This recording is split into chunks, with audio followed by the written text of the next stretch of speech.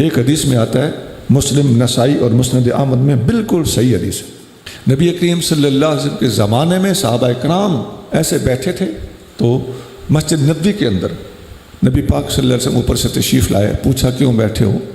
تو صحابہ نے عرض کیا، جلسنا نذکر ربنا ونحمدہ علی ما ہدانا علینا ومن علینا بکا، ہم بیٹھے ہیں تاکہ اللہ کا ذکر کریں، اللہ کی حمد کریں۔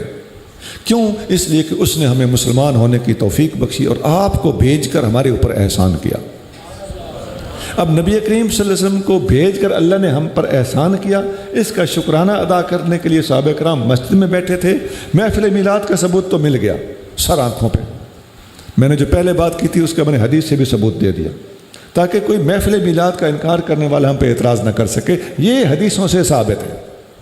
لیکن اس کے لفظوں پہ غور کریں، وہ ہم کرتے جلسنا، ہم بیٹھے نذکر ربنا، اپنے اللہ کا ذکر کرنے کے لیے۔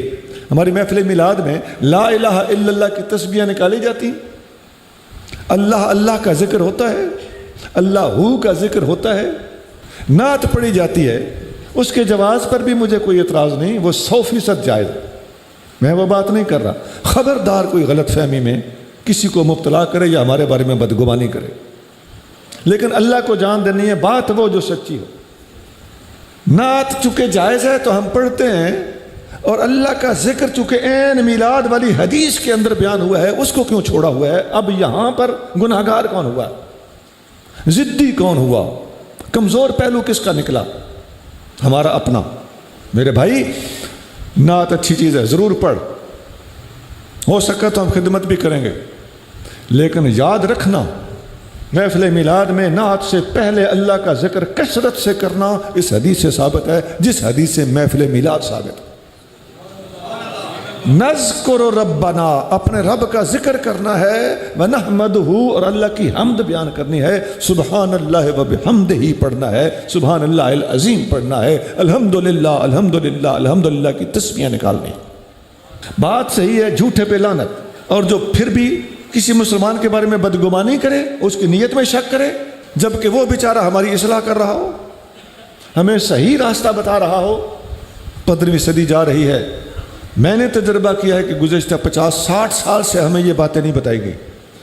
اس کا سائیڈ ایفیکٹ یہ ہوا کہ گلیوں میں جب جھنڈے لگائے گئے، پہاڑیاں بنائی گئیں، مچھلیوں کے مصنوعی تالابیاں شیشے میں بنائی گئیں، عورتیں ان کو دیکھنے کے لیے بازار میں آ گئیں، کسی نے پردہ کیا ہوا تھا، کسی نے پردہ نہیں کیا ہوا تھا، مردوں عورتوں کو مٹھائیاں اور چائیں جب پیش کی گئیں تو نوجوان لڑکے چسکولے وہ خواتین کو چائے پیش کرنے کے لیے بھاگ بھاگ کے جاتے رہے۔ اس وقت غیرت مند علماء نے اس بات کو محسوس کیا، اور ہمارے جامعہ نظامیہ سے باقاعدہ اس کے خلاف فتویٰ شائع ہوا کہ یہ اس قسم کی سینریاں بنانا، اس کو اوائڈ کیا جائے۔ ایسی چیزوں کے سائیڈ ایفیکٹ ہیں۔ اور یہ بھی نوٹ کر لے چیز کہ ہم نے جو رویہ محفل میلاد میں رکھا، روافض نے وہی رویہ اہل بیت کے حق میں اختیار کرنا شروع کر دیا اور ہم سے ایک قدم آگے نکلنے کی کوشش کی۔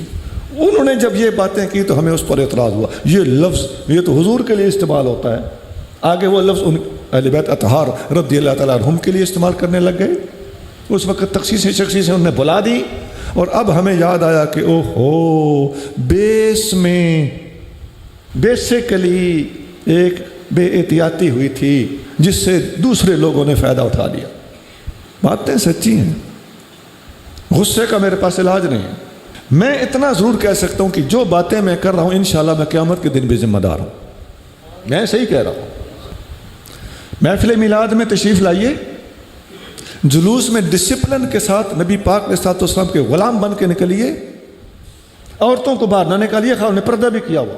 جلوس میں عورتوں کا آنے کا کیا مطلب ہے؟ اور ان کو مرد جا کے چائے پانی پیش کریں، اس کا کیا مطلب ہے؟ محفل میلاد میں ادھر بیٹھ کے، اس حدیث میں ہے نا نذکر، ہم اللہ کا ذکر کرنے کے لیے بیٹھے ہیں، ادھر میں آپ بھی اللہ کا ذکر کرنا شروع کر دوں، ہمارے مزاج بن چکے ہیں، بلڈ ہو چکے ہیں۔ آپ لوگوں کا ذہن یہ کون سی محفل میلاد ہے جس میں اللہ اللہ شروع ہو گئی ہے؟